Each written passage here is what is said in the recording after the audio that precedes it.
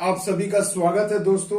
आज का ये वीडियो एसएससी जीडी के रीजनिंग पर आधारित है और आज आप देखिए दोस्तों, मैं जितने भी आज आपको रीजनिंग बताऊंगा आप खुद से पहले चेक करना कि क्या आप इसमें से 10 से 12 या 15 रीजनिंग बना पा रहे हैं। अगर आप बना पा रहे हो दोस्तों, बिल्कुल गारंटी है आपकी तैयारी बहुत अच्छी है। और अगर आप नहीं बना पा रहे हैं तो मेरे प्लेलिस्ट में जाकर टॉपिक वाइज सभी रीजनिंग को देखिए, वहां अच्छे से सीखिए और अपने आप को परीक्षा में अच्छे से अच्छे नंबर स्कोर करने लायक बनाइए। तो देखिए दोस्तों, पहला कि जैसा कि आप पहला क्वेश्चन देख रहे हैं स्क्रीन पर, यहाँ आपको विषम चुनने को कहा गया है। इनमें से कौन सबसे अलग है? तो देखिए सबसे पहले में आपको दिख रहा है चीनी क्या है? मीठा। हिम क्या है? सफेद। नींबू क्या है? पीला। तो देखिए भैया, ये सभी आपको दिया गया है और इसमें आपको चुनना है कि इसमें से कौन सबसे भिन्न है। तो मेरे बच्चों, एक सीधी सी बात हमें ये आप बता दीजिए कि हिम जो होता है मेरे भाई, वो सफेद होता है, नींबू पीला होता है। तो ये सब किसकी बात की जा रही है? देखिए, एक तरफ अगर आपको किसी वस्तु को दिया गया है तो दूसरे तरफ उसके रंग की बात की जा रही है। मगर वे भाई साहब देखो, जो पहला ऑप्शन है चीनी और उसके सामने लिखा है मीठा। चीनी कैसा होता है? चीनी भी तो सफेद होना चाहिए, है ना। चीनी क्या होना चाहिए? सफेद। मगर देखो चीनी क्या लिखा हुआ? मीठा। यानी यहाँ पर इसका गुण का क्या, कैसा गुण बताया गया? स्वाद के ऊपर। और बाकी तीनों ऑप्शन में क्या है? रंग के ऊपर बताया गया। यानी पहला ऑप्शन आपका सही जवाब हो जाएगा कि चीनी और मीठा जो है, बाकी चारों में क्या, इन सब में भिन्न है। तो ऑप्शन नंबर 1 आपका सही जवाब हो जाएगा। आगे बात समझ में आइए अगले प्रश्न की ओर। अगले प्रश्न में देखिए, इसमें आपको कहा गया है कि निम्न में से, बाकी में से, विकल्प में से चयन करें जो बाकी से अलग है। तो इसमें देखो मेरे बच्चों, क्या दे दिया आपको? ऑप्शन दे दिया यहाँ पर DEF, उसके बाद दिया है TVX, उसके बाद दिया है एक आपको ऑप्शन PNR और एक ऑप्शन दिया है JHL। अब आपको इन चारों में सबसे अलग ढूंढना है। कुछ भी नहीं करना दोस्तों, सबका सीरीज पकड़िए। तो देखिए, D के बाद E है, E के बाद F है, सॉरी B है, माफ कीजिएगा, DBF है। तो देखो हम इसे ऐसे चेक कर सकते हैं, B से जाओ CD, देखो +2 गए, और D के बाद चले गए EF यानी कि +2। यानी कि देखिए, बीच वाले से बाएं तरफ 2 अक्षर बढ़ रहे हैं और फिर पहले वाले अक्षर से आखिरी की तरफ 2 का गैप हो रहा है ना। सिंपल सी चीज है। अब देखिए यहां अगर हम देखते हैं, देखो T से UV 2 घर इधर जा रहे हैं और V से WX 2 घर इधर जा रहे हैं। तो देखो अब इन दोनों में क्या करना है? देखो दोनों में ट्रेंड अलग अलग है। यानी कि अब कोई भी एक आप चेक करेंगे, जो भी इन दोनों में से मैच कर गया तो यानी जो नहीं मैच करेगा वही आपके प्रश्न का सही जवाब होगा। क्या आप मेरी बात समझ पा रहे हैं? नहीं तो चलिए देख लेते हैं। देखो N से हम जाएंगे P की तरफ, OP 2 घर यानी कि +2।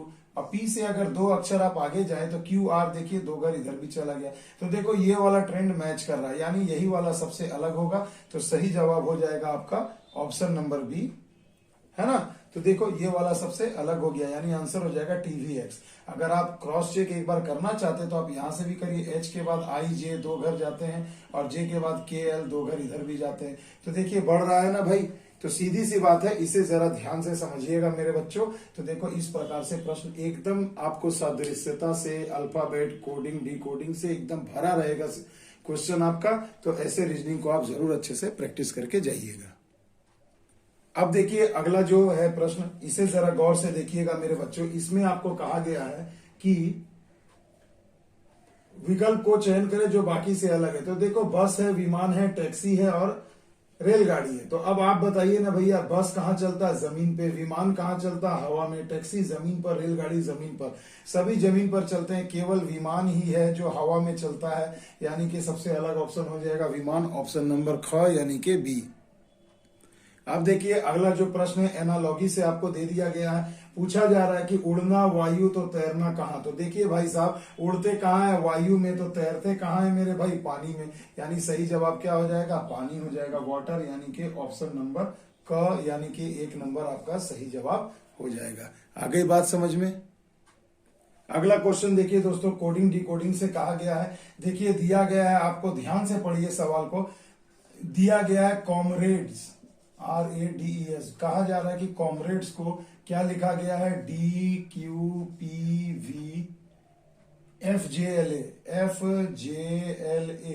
तो पूछा जा रहा है आपसे कि मशीन को आप क्या लिखोगे, है ना। तो देखिए पहले हमने यहां पर लिख दिया। कि मशीन को आप क्या लिखोगे। तो मेरे बच्चों सीधी सी बात है, पहले देखिए कि कॉमरेड को DQ PV FJ LA किस प्रकार लिखा गया है। तो देखो C से +1 आगे गया तो D हो गया, O के बाद PQ 2 घर चला गया, M से देखो MNOP 3 घर, R से देखो STUV 4 घर। तो देखिए ये सभी प्लस में बढ़ते जा रहे हैं, इसी में ट्रेंड हमें पता चल गया है ना, कि देखो ये सभी क्या हो रहे हैं, प्लस 1 2 3 4 5 6 7 8 ऐसे करके बढ़ते जा रहे हैं। तो सीधी सी बात है, मशीन को भी अपन वैसे ही लिखेंगे। तो देखो M से एक घर आगे जाएंगे तो क्या होगा, N होगा, A के बाद 2 घर आगे जाइए तो क्या हो जाएगा, C हो जाएगा। इसी प्रकार C से D E F 3 घर आगे चले गए तो F हो गया।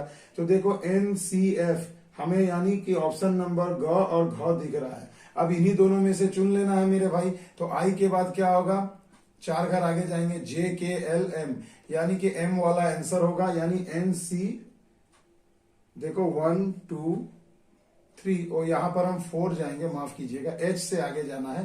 तो यहां देखो H से आगे जाएंगे तो IJKL, यानी L वाला आपका सही जवाब होगा, यानी कि H से 4 घर अगर आप आगे जाएंगे तो NCFL आपको मिल रहा है। तो NCFL एकमात्र ऑप्शन में है, तो आइए उसे पूरा लिख देता हूं NPL, यानी ऑप्शन नंबर D आपका सही जवाब हो जाएगा। तो देखिए मेरे बच्चों, कोडिंग डिकोडिंग से भी एक क्वेश्चन रहेगा और इससे तो बिल्कुल रहेगा दोस्तों। तो ऐसे प्रश्नों के लिए तैयार रखें अपने आप को।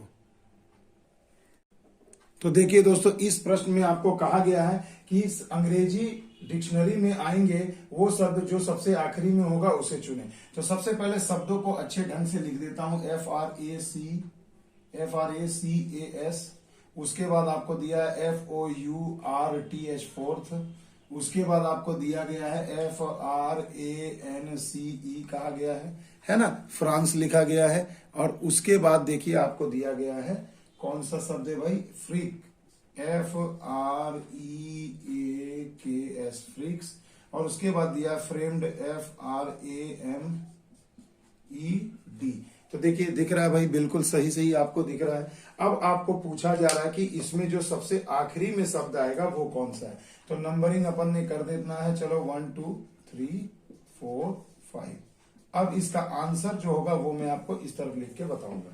तो सबसे पहले देखिए मेरे बच्चों, सबका देखिए पहला अक्षर सेम है, तो पहले अक्षर को अपन काट देते हैं, इसकी हमें जरूरत ही नहीं है। अब देखो सब में R है, एक में O है, तो अंग्रेजी अल्फाबेट में कौन पहले आता है, तो OPQR, यानी O पहले आएगा, यानी 2 नंबर जो शब्द है फोर्थ, ये सबसे पहले आ जाएगा डिक्शनरी में। तो देखो इसका भी काम हो गया खत्म, इसे भी हमें काट देना। अब आपको देखिए कितना मजा आएगा इस तरीके से बनाने में। इसके बाद देखो सबका R अक्षर सेम है, तो इसे भी अब आप काट दीजिए, क्योंकि यहां से आप डिसाइड नहीं कर पाओगे। अब देखो तीसरा जो अल्फाबेट है A है, A है, E है, A है। तो अब बताइए तीनों में सबसे पहले कौन आता है।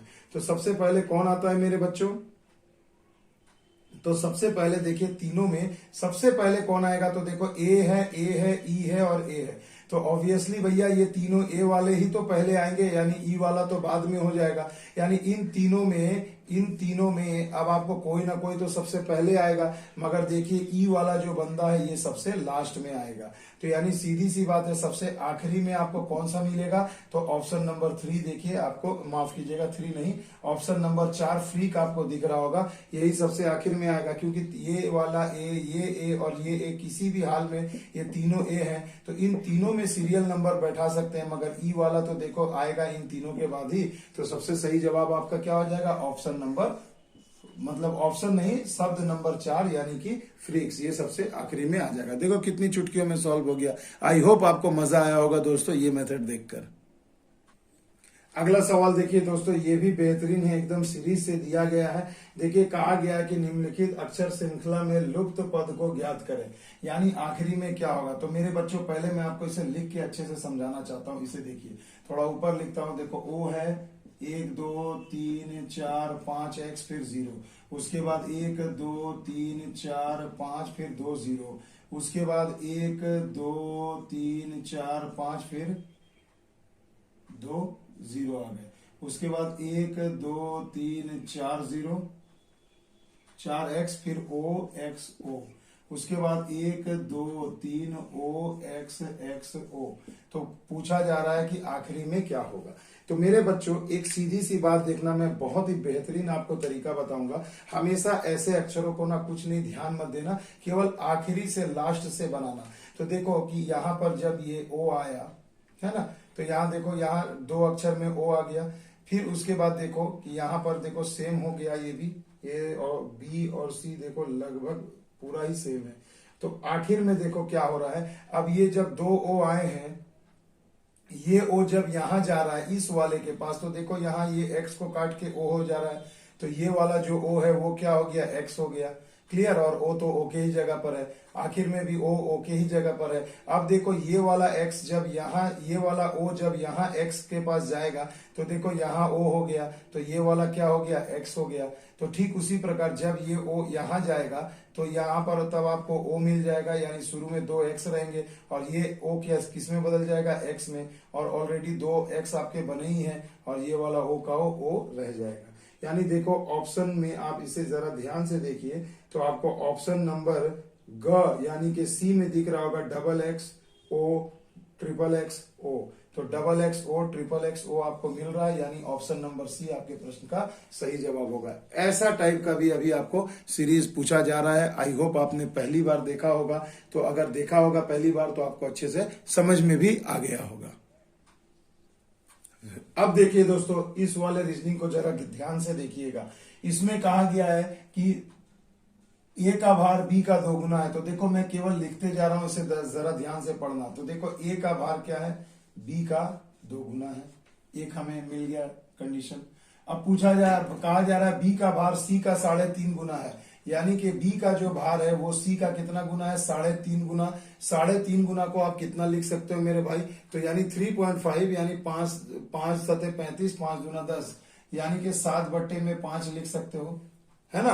3.5 मतलब क्या, माफ कीजिएगा, 7/2 लिख सकते हो, क्योंकि 7 का आधा 3.5 होता है। ठीक है। उसके बाद देखिए कहा गया है सी का भार डी का आधा है, यानी कि देखो मेरे भाई सी का भार जो है वो क्या है, डी का आधा है, और डी का जो भार है वो ई का आधा है। तो निम्नलिखित में से कौन सा भार बढ़ते क्रम को दर्शाता है। तो अब मेरे बच्चों देखो, बढ़ते क्रम को अगर हमें दर्शाना है तो हमें किसी ना किसी एक का तो भार मानना पड़ेगा। तो चलिए ना, मैं सिंपल मान लेता हूं कि ई का भार जो है कितना है, एक्स है। तो डी का भार कितना हो जाएगा, x/2। अब यहां अगर मैं पुट करूं तो डी के जगह x/2 और 2 ऑलरेडी है, तो सी का भार देखो मिल गया x/4। अब सी का मान जब x/4 मिल गया है, तो अगर मैं यहां पर पुट कर देता हूं तो ये कितना हो जाएगा, 7x/8। और जब बी का मान हमें मिल गया है 7x/8, तो यहाँ बी के जगह बैठा दूं तो 2 से ये कट जाएगा, तो हमें ए का भार मिल जाएगा 7x/4। अब देखो आपके पास, मैं इसे सर्कल में कर दे रहा हूं ताकि आपको समझ में आए। ये ए का है, ये बी का है, और ये वाला सी का है, और ये एक्स डी का है। तो सीधी सी बात है भाई मेरे, देखो अगर हमने जब मान ही लिया है, तो यहाँ हमें सबसे पूछा जा रहा है कि बढ़ते क्रम में, यानी सबसे कम भार किसका दिख रहा है आपको। तो मेरे बच्चों देखिए, सबसे कम भार आपको दिख रहा होगा सी का, क्योंकि सी का भार x/4 है। सी के बाद सबसे कम भार किसका दिख रहा है, तो आप देखिए डी का दिख रहा होगा, ये 7x/8 है, यानी 1 से कम है, यानी यहाँ पर डी हो जाएगा। उसके बाद देखिए मेरे बच्चों, उसके बाद जो है भार आप देखिए, बी का भार यहाँ पर हमें दिख रहा है, माफ कीजिएगा डी नहीं होगा, क्योंकि हाँ डी होगा, क्योंकि डी का तो भार आधा है ना भाई।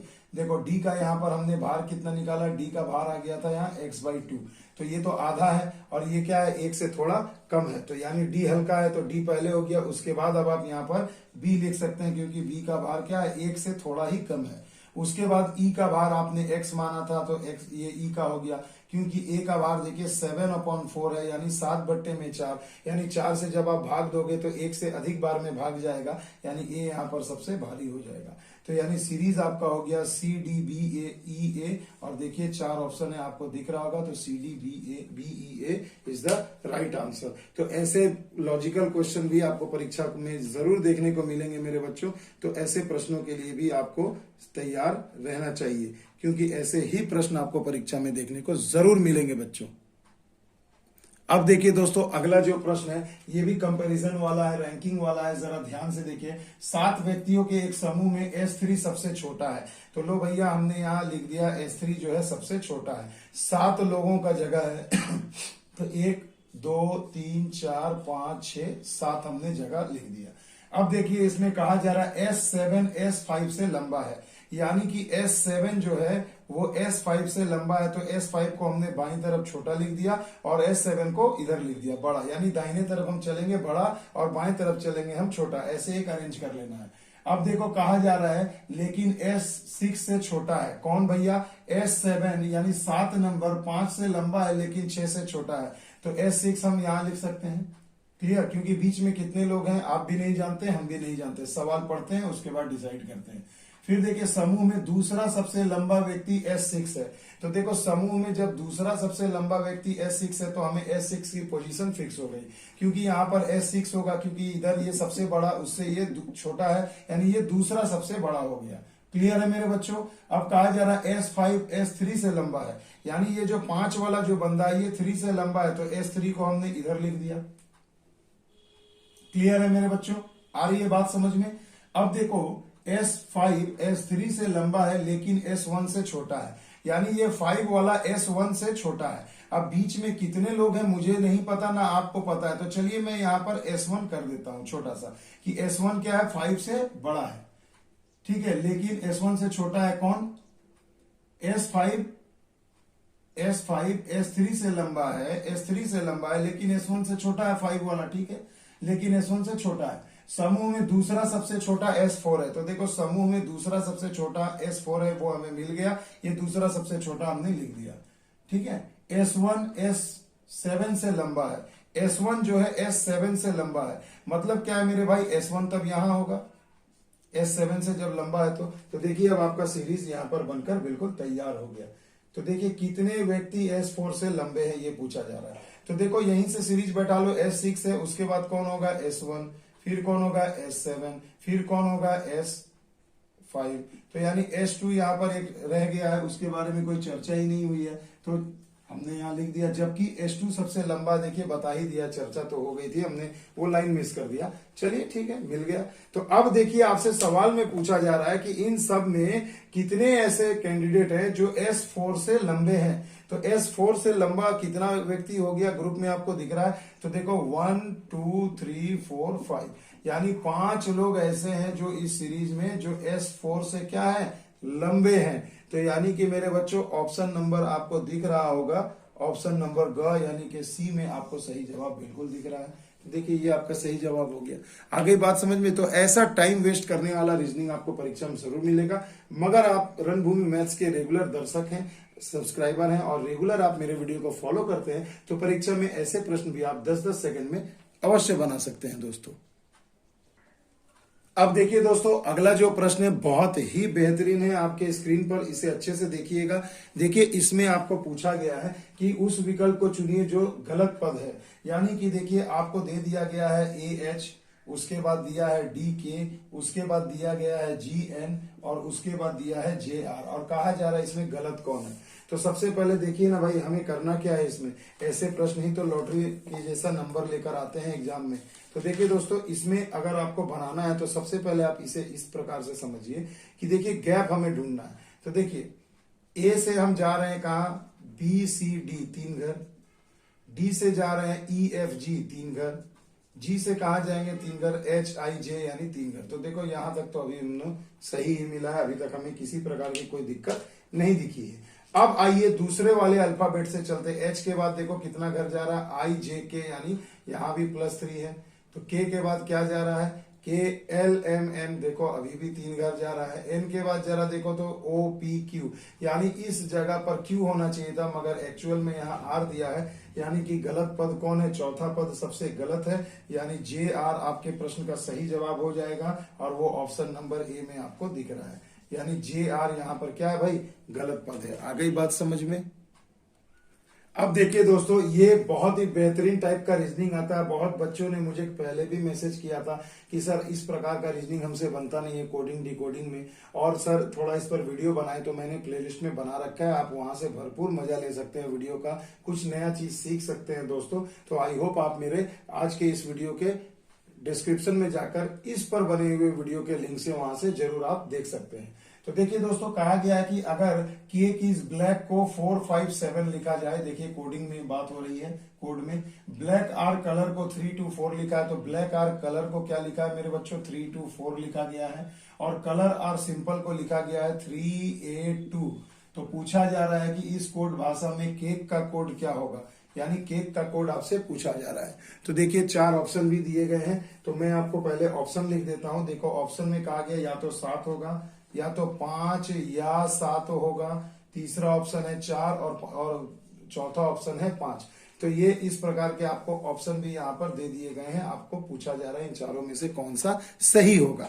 तो मेरे बच्चों, एक सीधी सी बात आपको मैं बताता हूं। सबसे पहले देखिए, इसे बनाने का बेहतरीन तरीका ये है कि पहले इसे आप नंबरिंग कर ले 1 2 3। तो सबसे पहले आप 1 और 2 को मैच करें और देखें कि कौन सा शब्द कॉमन मिल रहा है। तो देखो cake is black, black are colour, तो देखो हमें यहाँ भी ब्लैक देखने को मिल रहा है, यहाँ भी ब्लैक देखने को मिल रहा है। तो जैसे ही कोई शब्द हमें मिल रहा है कॉमन, तो हम फिर अब क्या करेंगे, कॉमन डिजिट को ढूंढेंगे। तो देखिए कॉमन यहाँ पर डिजिट क्या है, 4 5 7, यहाँ है 3 2 4। तो इसका मतलब हो गया कि ये ब्लैक का कोड क्या हो गया, 4 हो गया। तो देखो हमें एक कोड तो मिल गया। उसके बाद क्या करेंगे अपन, 2 और 3 को मैच करेंगे। तो 2 और 3 को मैच करते हैं तो देखो क्या है, यहाँ ब्लैक तो हो गया, अब उसे नहीं पढ़ना। Are colour, colour are simple. अब देखो यहां हमें आर कलर और कलर आर सिंपल, यानी यहां पर अब हमें दो दो कॉमन मिल रहे हैं, है ना। तो कलर और आर भी मिल रहा है, तो इसमें आपको डिसाइड कर पाना संभव नहीं होगा। तो चलिए अब हम लोग देखते हैं अब इसमें हम किसे मैच कर पाएंगे। तो देखिए मेरे भाई, अब अगर मैं इसमें मैच करने का प्रयास करूं तो देखो यहाँ पे हमें एक चीज मिल रहा है, colour are simple cake is black. तो देखो अब हम 3 और 1 को अगर मैच करते हैं तो हमें कुछ भी नहीं मिल रहा है, यानी हमें तब आर कलर यानी 3 2 जो कोड है और कलर आर यानी इसी में अब हमें कुछ मैच करना होगा। तो देखो सिंपल सी चीज है, आर मिल रहा है और कलर मिल रहा है, यहाँ भी आर मिल रहा है और कलर मिल रहा है, और 3 2 मिल रहा है, 3 2 मिल रहा है, यहाँ भी 3 2 मिल रहा है हमें। तो यानी इससे हमें ये पता चल गया कि आर और कलर में से जो भी कोड होगा वो 3 और 2 में से होगा। तो चलो भाई, ये तो हमें मिल गया, यानी इतना तो कंफर्म हो गया हमें कि यानी देखो सिंपल का कोड क्या हो जाएगा, 8 हो जाएगा, है ना। देखो कोड मिल गया। तो पूछा जा रहा केक का कोड क्या होगा, तो देखो इज का कहीं कोड नहीं मिला, और केक जिसका कोड आपसे पूछा जा रहा है उसके लिए आपको 2 अक्षर दिख रहे हैं, 5 और 7। यानी इन 5 और 7 में से कोई भी एक केक का कोड हो सकता है। ये चीज इस प्रश्न से कंफर्म नहीं हो पा रहा है, तो इसलिए हमारा सही जवाब क्या हो जाएगा मेरे बच्चों, तो सही जवाब हो जाएगा ऑप्शन नंबर बी, 5 या तो 7। क्योंकि भाई यहाँ पर किसी प्रकार का कंफर्मेशन नहीं हो पा रहा है, तो ऑप्शन नंबर बी आपका सही जवाब हो जाएगा। आई होप आपको मजा आया होगा दोस्तों इस ट्रिक को जानकर। चलिए चलते हैं अगले प्रश्न की ओर। अब देखिए दोस्तों, एकदम वृत्ताकार सिटिंग अरेंजमेंट आ गया, सर्कुलर सिटिंग अरेंजमेंट। इस पर फुल वीडियो मैंने बना रखा, प्लेलिस्ट में जाकर देखो, डरने की बात नहीं है जब रणभूमि मैथ्स आपके साथ है। तो देखिए दोस्तों, फटाक से उड़ाएंगे इस क्वेश्चन को। तो देखिए कहा गया है कि 6 व्यक्ति y1 y2 y3 y4 y5 and y6 केंद्र की ओर मुख करके एक वृत्ताकार मेज के इर्द गिर्द बैठे हैं। तो मेरे भाई देखिए, मैं आपको थोड़ा अच्छे से समझाना चाहता हूं, तो इसे जरा ध्यान से देखिएगा। तो देखो 6 लोग बैठे हैं ना, तो सबसे पहले हमने क्या करना है, हमने 4 दाग दे दिया, ठीक है। अब देखो सभी केंद्र की तरफ मुख करके बैठे हैं, तो चेहरा इनका इस तरफ होगा, केंद्र की तरफ कुछ इस प्रकार होगा, एरो जो है केंद्र की तरफ मुख को दर्शा रहा है। अब देखिए कहा जा रहा है कि अगर y2 y5 के बाईं ओर तीसरा है, तो मेरे बच्चों y2 कहाँ है, y5 के बाईं ओर तीसरा है। तो सीधी सी बात है, अब इसे हम कहीं भी बिठा सकते हैं। तो चलो मैं यहाँ एक ले लेता हूं, यहां पर मैं y2 एक यहां पर भी मैं ले लेता हूं। चलो तो देखो 6 घेरे हो गए ना, दाग लगा लो, कहीं से भी मैच करना है। तो मान लो अगर ये क्या है, y2 है, ये कहाँ है, y2 y5 के बाईं ओर बैठा है। तो अगर मैं यहाँ y5 ले लेता हूं, तो देखो इसके लेफ्ट साइड बाईं तरफ तीसरा आदमी कौन बैठा, y2 बैठा है। तो देखो पहला हमने बैठा दिया। अब पहला आप यहाँ पूरे सर्कल में कहीं से भी शुरू कर सकते हैं, कोई दिक्कत की बात नहीं है। तो देखो y2 जो है y5 के बाईं ओर तीसरा है, हमने बिठा दिया। अब अगला बोला जा रहा लाइन की y3 y1 के दाईं ओर तीसरा है, यानी y3 कहां बैठा है, y1 के दाईं ओर तीसरा बैठा है ना, y3 y1 के दाईं ओर। तो अब देखो इधर से तो दाईं ओर तो अब इधर ही जाना है, तो चलिए ना हम यहां पर बिठा देते हैं y1। तो अब इसके राइट हैंड साइड में तीसरे पर घर पे कौन बैठा है, y3 बैठा। तो 1 2 3 यानी तीसरे घर पे, यानी यहां y3 बैठा है। क्लियर। अब आपसे पूछा जा रहा है y4 y1 और y5 के बीच में केवल y6 बैठा है, यानी y1 और y5 के बीच में यहां पर देखो y6 बैठा है, यहां हमने बिठा दिया। क्लियर। अब देखो मेरे भाई 1 2 3 5 6 बैठ गया, तो ऑब्वियसली यहां पर y4 ही होगा, और तो किसी के बैठने की कोई संभावना है ही नहीं। चलो हम ये थोड़ा सा रब कर देते हैं ताकि आपको समझ में आए अच्छे से। तो यहां पर हमने y4 को बिठा दिया। क्लियर। एक जगह खाली था वहीं बैठ गया। अब देखो हो गया आपका सर्कल का सिटिंग अरेंजमेंट बिल्कुल तैयार। कहा जा रहा है y6 y5 के तुरंत बाईं ओर नहीं है। तो देखो y6 जो है y5 के तुरंत बाईं ओर यानी इधर नहीं है। तो देखो ना नहीं है, वो तो राइट हैंड साइड है। तो चलिए ये भी क्लियर हो गया। तो निम्नलिखित में से कौन सा कथन सही है। तो आइए कथन नंबर 1 पर ध्यान देते हैं। एक में बोला जा रहा y5 y6 के तुरंत दाईं ओर बैठा है, y5 y6 के तुरंत दाईं ओर बैठा है, इसके राइट हैंड साइड। तो इसका मुख अगर इधर है तो ये तो इसका लेफ्ट हैंड साइड होगा, राइट हैंड साइड इधर होगा। तो देखो लेफ्ट हैंड साइड में y5 बैठा है, जबकि पूछा जा रहा है राइट हैंड साइड में, यानी निष्कर्ष नंबर 1 बिल्कुल गलत है। अब आते हैं निष्कर्ष नंबर 2 में। तो कहा जा रहा है कि y4 y5 के बाईं ओर दूसरा है, तो y4 y5 के लेफ्ट हैंड साइड में दूसरा है। तो 1 2 लेफ्ट हैंड साइड में दूसरा है, यानी मैं बिल्कुल कह सकता हूं कि निष्कर्ष नंबर 2 एकदम सही जवाब है। तो 3 नंबर अब निष्कर्ष में आते हैं। 3 नंबर में कहा जा रहा है कि y2 y1 के तुरंत दाएं हैं। तो देखो y2 जो है ये y1 के तुरंत राइट हैंड साइड में बैठा है कि नहीं, बिल्कुल बैठा है ना। तो यानी ये वाला भी सही है। एक निष्कर्ष और रह गया है 4 नंबर। तो 4 नंबर को जरा पढ़ते हैं। y1 y6 के तुरंत बाईं ओर है, तो y1 जो है y6 के तुरंत बाईं ओर नहीं है, ये इसके तुरंत राइट हैंड साइड है, यानी ये वाला भी गलत हो गया। तो निष्कर्ष क्या निकला कि मेरा 2 नंबर निष्कर्ष और 3 नंबर निष्कर्ष दोनों के दोनों सही है। यानी अब आपको ऑप्शन में देखिए, ऑप्शन नंबर ग यानी कि ऑप्शन नंबर सी आपको दिख रहा होगा, और यही आपके प्रश्न का सही जवाब होगा। तो देखो इस प्रकार से 1 नंबर मिलेगा भैया सिटिंग अरेंजमेंट में। एक तो सिटिंग अरेंजमेंट, ऊपर से आपको कथन निष्कर्ष के रूप में पूछा जा रहा है, तो ये थोड़ा सा और जटिल बनाया जा सकता है परीक्षा में, और सभी आए हुए ही प्रश्न है दोस्तों, तो इसके लिए बिल्कुल अच्छे से तैयार रहिएगा। तो चलिए दोस्तों, ये एक छोटा सा प्रयास था मेरा आप सभी को इस टाइप के रीजनिंग बताने का। अगर ये वीडियो अच्छा लगे तो प्लीज कमेंट में जरूर बताइएगा। मिलते हैं अगले वीडियो में और भी नए टाइप के रीजनिंग और मैथ्स के क्वेश्चन लेकर। तब तक के लिए दोस्तों जय हिंद, जय भारत।